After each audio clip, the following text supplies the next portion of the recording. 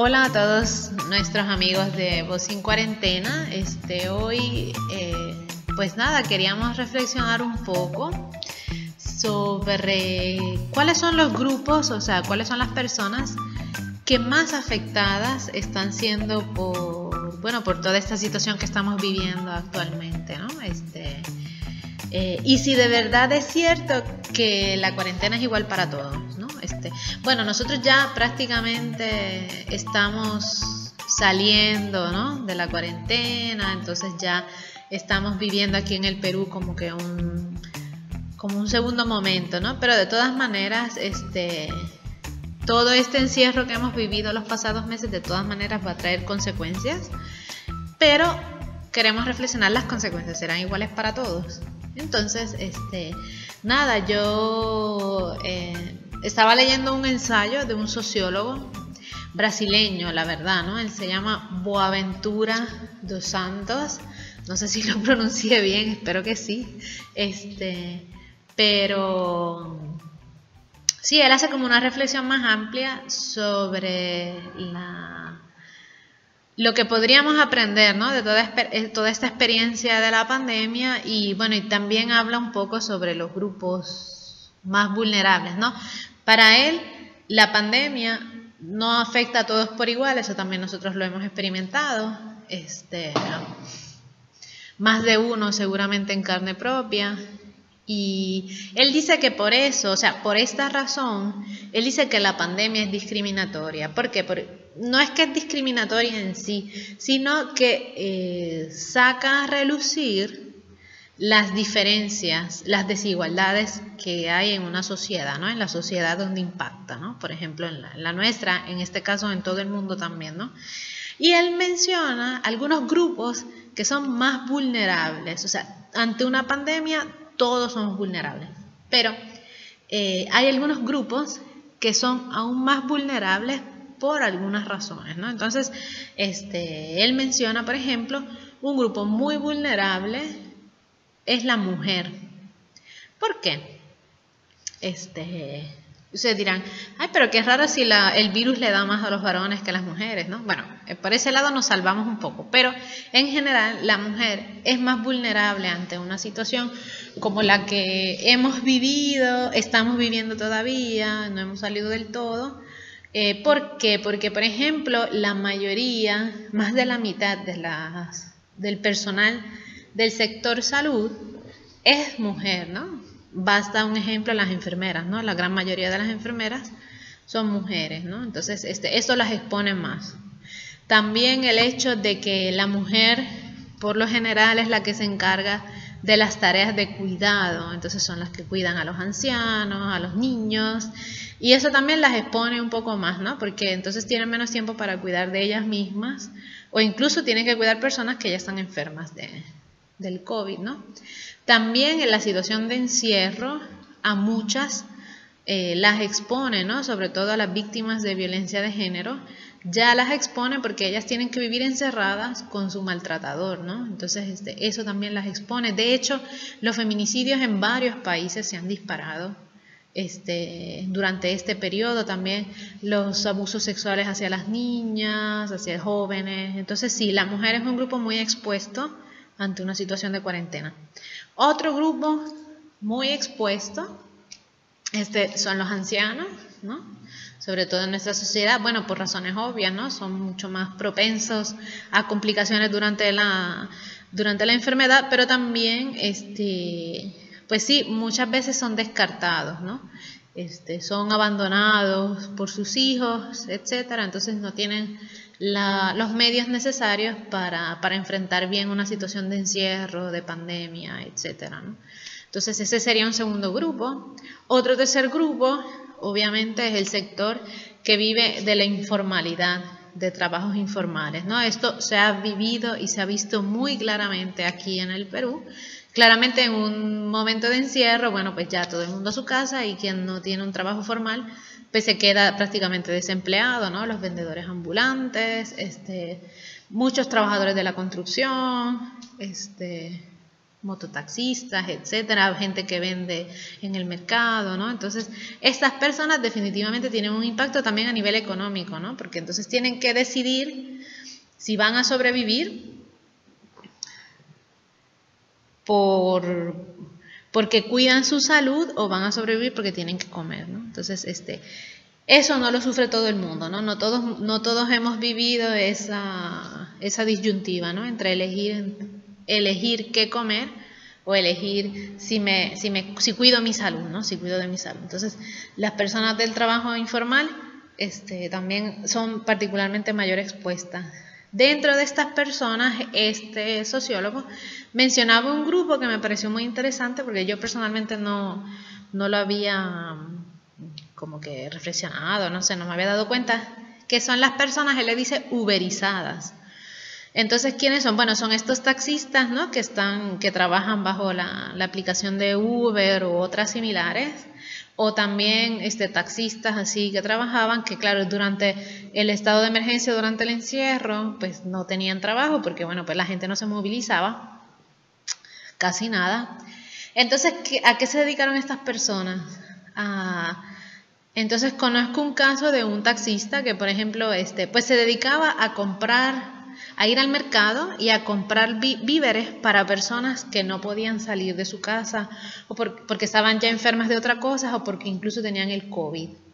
Entonces, claro, estas personas permiten que otras vivan su cuarentena, su encierro, como el Estado lo pide, pero exponiéndose ellas mismas, ¿no? Entonces, este tipo de personas también son un grupo muy vulnerable. También están los discapacitados, que ya de por sí en la sociedad no tienen como que, sí, muchos accesos, ¿no? O ya se les hace difícil moverse bien dentro de la sociedad porque, bueno, no siempre, casi nunca se piensa en ellos, ¿no? A la hora de, no sé, de construir edificios o de facilidades en general, pero esto se ve mucho más claro en la pandemia, ¿no? Y otro grupo que también este sociólogo menciona son los refugiados, son las personas que tienen que desplazarse dentro de su mismo país porque por guerras, por hambre, por muchas cosas, también aquí lo hemos visto, ¿no? Los llamados caminantes, ¿no? Desplazados, ¿no? Gente que de Lima se iba otra vez a las provincias, pero también migrantes que huyen por situaciones de guerra, etcétera, ¿no? Entonces, por ejemplo, él da un caso de un refugio en Grecia, de un refugio de muchos, valga la redundancia, refugiados de Siria, de África, etcétera. Y él dice que, por ejemplo, en un campo de refugiados hay un grifo de agua para 1.300 personas y estas personas no tienen jabón. Entonces, obviamente, mantener todas las medidas de distanciamiento social, de higiene, de lavado de manos constante, claramente en un campo de refugiados con estas condiciones no se puede llevar adelante, ¿no? También se habla de personas que viven en barrios informales, en asentamientos humanos, en favelas, en Brasil, ¿no? Donde las casas pueden ser muy pequeñitas y claro, viven 10 personas ahí, el distanciamiento social es imposible. Donde no tienen acceso a agua potable, donde la poca agua que recolectan es para cocinar, entonces no pueden gastarla para un constante lavado de manos, ¿no? Etcétera. Entonces hay ciertas poblaciones que también aquí podemos ver en algunos lugares que sí, que se les hace imposible. No es que no quieran, ¿sí? No es que no quieran lavarse las manos, es que no tienen agua para lavarse las manos, ¿no? Entonces, estas personas, ¿cómo? Entonces él se pregunta, ¿cómo se le puede exigir a este grupo de personas, a estos grupos, ¿no? Que son varios, que sigan todas las recomendaciones de la Organización Mundial de la Salud, que respeten las cuarentenas? ¿De verdad pueden respetarlas? ¿De verdad han podido respetarlas? O sea, ¿tienen más opciones o no?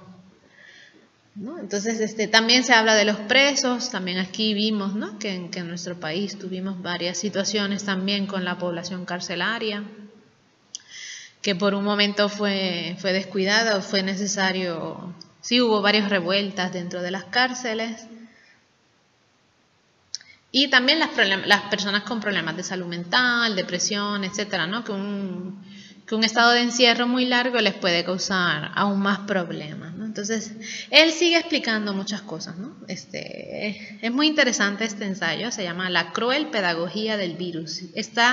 Se puede conseguir por internet de forma libre, entonces si a usted le interesa y lo quiere descargar y leer, también lo puede hacer. Y él dice unas cosas muy interesantes ya para terminar. Él, lo voy a leer directamente porque no quiero inventarme cosas raras. Quiero que de verdad sea lo que él dijo. Entonces él dice así, ¿no? La vida humana representa el 0.01 de la vida de la Tierra. ¿Ya? Entonces la vida humana es el 0.01 de toda la vida que abarca el planeta Tierra. Entonces él dice, la defensa de la vida, o sea, de nuestra vida, tiene necesariamente que pasar por la defensa de la vida en nuestro planeta en su conjunto.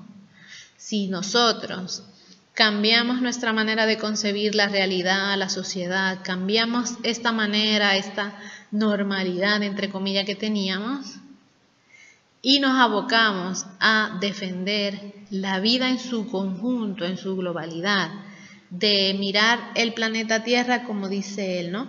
Él dice así, cuando seamos capaces de imaginar el planeta como nuestro hogar común y a la naturaleza como nuestra madre original, a quien le debemos amor y respeto, entonces vamos a ser capaces de sobrellevar y sobrevivir ante posibles futuras pandemias. Esperamos que esta sea la última, pero ante el caso de no solamente de pandemia, sino de crisis de calentamiento global, crisis planetarias, etcétera, pues sí, vamos a ser capaces de sobrellevarlo mejor, ¿no? Una visión más amplia, ¿no? No es solo la vida humana la que hay que defender, porque precisamente nuestra vida humana, nuestra supervivencia está en riesgo porque no hemos cuidado el resto de la vida, ¿no? El resto de la vida planetaria. Entonces, pues sí, es como algo para reflexionar, para pensar y de hecho para cuidar la vida humana en su conjunto, ¿no? Porque no siempre hemos cuidado a toda la vida humana por igual. Entonces, y esto se nota mucho, se ha notado mucho en este periodo de crisis donde ciertas poblaciones, ciertos grupos se nota que han sido más descuidados que otros, ¿no? Entonces, creo que sí, que esto es una oportunidad para aprender y para aprender y no para olvidar, sino para que estos aprendizajes que estamos teniendo un poco a la mala, ¿no? Un poco a golpes, nos ayuden así a modificar lo que tenemos que modificar y ser una mejor sociedad. Bueno, espero que que esto también les haya gustado, que les permita un poquito pensar también, ¿no? Qué cosas desde mi sencillez, desde mi vida diaria yo puedo empezar a modificar para hacer un mejor planeta, una mejor sociedad. Muchas gracias por escucharnos. Si les gustó lo pueden compartir, también pueden comentar qué piensan. Y nada, muchísimas gracias una vez más, que tengan un bonito día, una bonita tarde, una bonita noche, depende de a qué hora están escuchando esto. Chao.